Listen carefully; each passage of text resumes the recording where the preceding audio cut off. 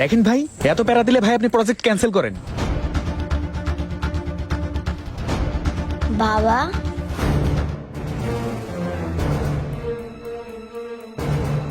আচ্ছা রাখছি। মামুনি, কিছু বলছো আমায়? বাবা কেমন আছো তুমি? স্যার, আপনি বিয়ে কবে করলেন? আচ্ছা রহমান, আমি বুঝলাম না, তুমি এত বছর ধরে আমার সাথে থাকো, তুমি জানো না আমি বিয়ে করছি নাকি না করছি? দেখো মামুনি, তোমার কোথাও ভুল হচ্ছে। না বাবা, আমার কোনো ভুল হচ্ছে না, তুমিই আমার বাবা। শোনো মামুনি, শুনেছি পৃথিবীতে নাকি একজন মানুষের চেহারার সাথে 7 জন মানুষের চেহারার মিল আছে। হতে পারে তোমার বাবার চেহারার সাথে আমার চেহারার কোনো না কোনো মিল পাইছো, যার জন্যই তুমি ভুলক্রমে আমাকে বাবা ডেকেছো। আসলে আমি তোমার বাবা না। এই আমেনা, তুই এই জায়গায় কি করতেছিস? আমার না খুব খিদে লাগছে, চল ওইদিকে যাই, ওইদিকে অনেক বোতল আছে। এই শোন, আমি আর বোতল কুড়াতে যাব না, আমি আমার বাবাকে পেয়েছি। এই নে, তুই ধর, তুই যা। বাবা জানো, তোমাকে আমরা কত জায়গায় খুঁজেছি। হাই, বাবা তুমি আমাকে বকা দিও না, আমার কান্না পায়। আরে এই, তোর কি মাথা খারাপ? হ্যাঁ, বারবার বাবা বাবা বাবা, তুই জাস্ট টুকাই, তোর বাপ মা টুকাই, তুইও টুকাই। তোর মতো মেয়ে আমার মেয়ে হয় কিভাবে? তুই জানোস আমি কে? এই শহরের 10 জন বিজনেসম্যানের মধ্যে আমি একজন, আর তোদের মতো টুকাই আমার চেনা আছে। রহমান, কিছু টাকা দিয়ে দে। এতবার বোঝানোর চেষ্টা করলাম, তারপরও সে বোঝে না। এ নে টাকা রাখ। না বাবা, আমি টাকা নিব না। একটা মেয়ের কাছে তার বাবা থাকলে তার আর কি লাগে?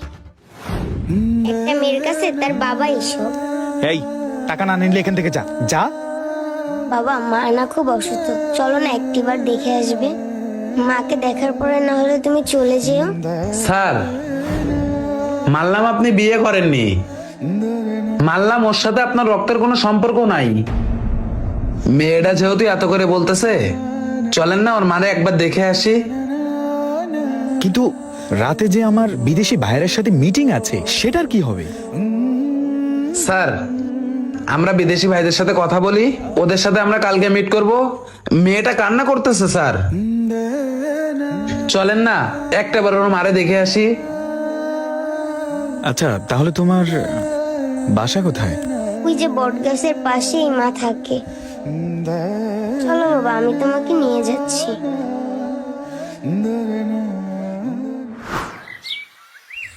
এই মেয়ে দাঁড়াও, এটা তো কবরস্থান, তুমি আমাকে কবরস্থানে আনলে কেন?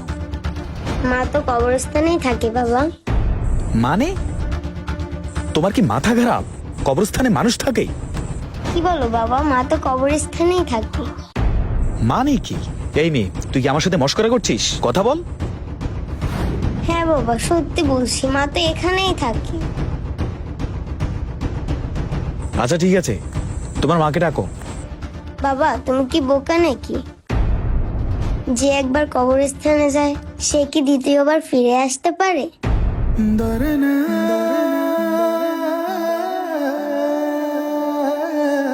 কি বলে এসব?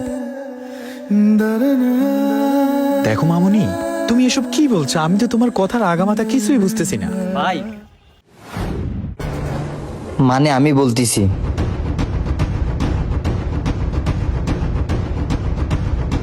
আপনি কে ভাই? ভাই ও আমাদের বাসার পাশেই থাকতো। ওর 7 বছর বয়সে ওর মা ওর বাবার শোকে মারা যায়। ওর বাবা একজন সুদর্শন ব্যক্তি ছিল, কিন্তু বড়লোক ছিল না। উনি একজন গার্মেন্টস কর্মী ছিল।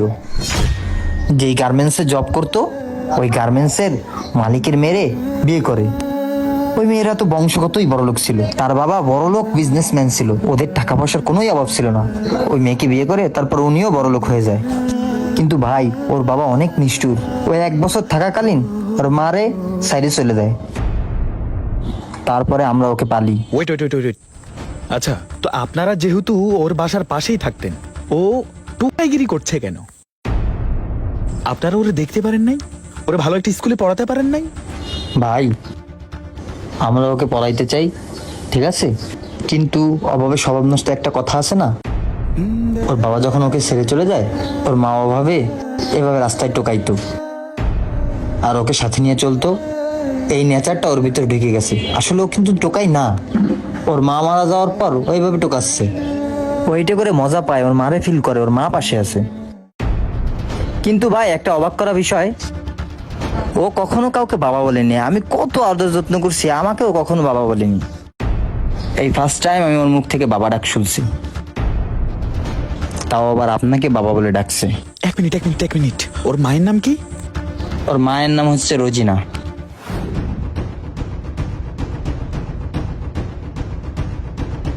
তাহলে এ কে? এই ছবি আপনি কোথায় পেলেন? এটা তোর মা? আপনি কে ভাই? ওনার ছবি আপনার কাছে কিভাবে এলো? বুঝলাম না তো কিছু। ভাই,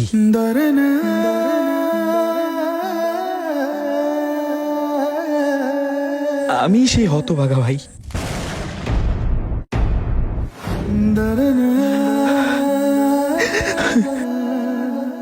আমি সেই হতভাগা, আমি সেই নিষ্ঠুর যে কিনা আমার ফুলের মতো মেয়েটাকে 1 বছর রেখে আমি ঢাকায় চলে যাই, আর সেখানে গিয়ে টাকা পয়সার লোভে পড়ে আমি আমার রোজিনাকে হারিয়ে ফেলি,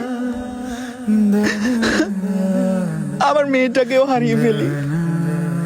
বিশ্বাস করেন ভাই, আমরা যে পাড়াতে থাকতাম, আমি অনেক খুঁজেছি ওকে, কিন্তু আমি খুঁজে পাইনি। বিশ্বাস করেন ভাই, আসমান ভেঙে আমার মাথায় পড়তেছে। আপনি কি বলছেন ভাই এসব? বাবা তুমি কান্না করো না, তাহলে মার আত্মা কষ্ট পাবে। মারে, আমার রোজিনার কবর কোনটা? এই যে তোমার পাশেরটাই। আমার রোজিনা এখানে? রোজিনা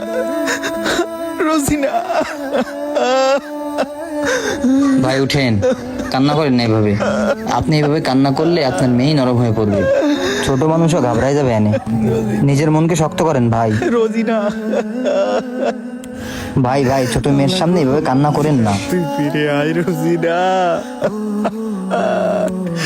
আমি তোমার কত কষ্ট দিয়েছি, কত কষ্ট পাইয়া তুমি বিদায় নিয়ে বাবা ওঠো, কান্না করো না। ওঠো বাবা, ওঠো। আল্লাহ গো, আমার রোজিনারে ফিরে দাও। রোজিনা, তুই আমার ক্ষমা না করলে আমি ওঠো না বাবা তুমি। আরে রোজিনা,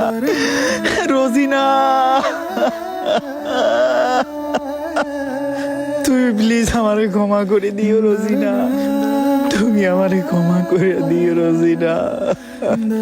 বাবা তুমি কান্না করো না।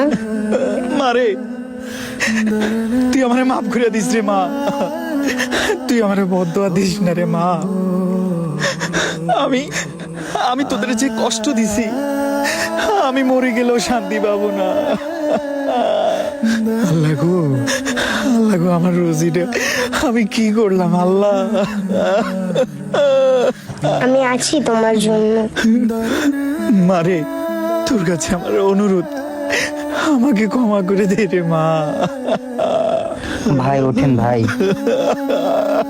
আপনার ভুলের কারণে যাকে হারাই ফেলেছেন তাকে তো আর ফিরে পাবেন না।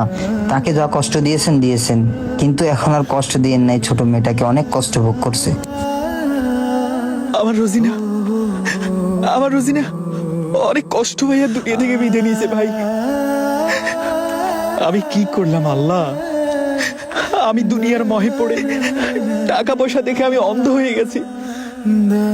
আজকে সেই টাকা পয়সাই আমাকে পাপের দিকে ঠেলে দিচ্ছে। ভাই যা চলে গেছে, ওর মা আমার কাছে, কিন্তু দেখেন সুন্দর একটা মা রেখে গেছে। এখন একে নিয়েই ভাবেন ভাই। আর কান্নাকাটি করলে কি ফিরে পাবেন সব? বেঁচে থাকলে এই কান্নার মূল্য ছিল। স্যার, ভাই ঠিক কথাই বলছে। যে ভুল করার সে ভুল তো করেই ফেলছেন। এখন এই ভুলের ক্ষমা আল্লাহর কাছে ছাড়া আর কারো কাছে চাওয়ার মতো নাই। কিন্তু দেখেন স্যার, কত সুন্দর একটা মা রেখে গেছে। স্যার, ওই আপনার মাটারে নিয়ে আমাদের ওখানে চলেন, আমরা ওকে মানুষের মতো মানুষ করবো, পুতুলের মতো সাজিয়ে রাখবো। হ্যাঁ রহমান, তুই ঠিক বলেছিস। আল্লাহ যদি আমাকে মাফ না করে, আমার এই দুনিয়াতেও শান্তি নেই, পরকালে তো শান্তি নাই। আমি ওর মায়ের দুঃখটা ওরে নিয়েই মুছতে চাই। আমি ওর মানুষের মতো মানুষ করবো। আয় মায়, যাবি আমার সাথে? চল। এই শহরে এমন অনেক মানুষ আছে যারা কিনা সোনার সংসার সন্তানাদি রেখে অন্য মেয়ের প্রেমে পড়ে নিজের সোনার সংসারটাকে চিরতরে ধ্বংস করে দেয়। তাদের উদ্দেশ্যে আমার একটাই কথা থাকবে, আপনি দুনিয়ার মহে পড়ে যা করছেন তা দুনিয়াতেই থাকবে, পরকালে শান্তি পাবেন না।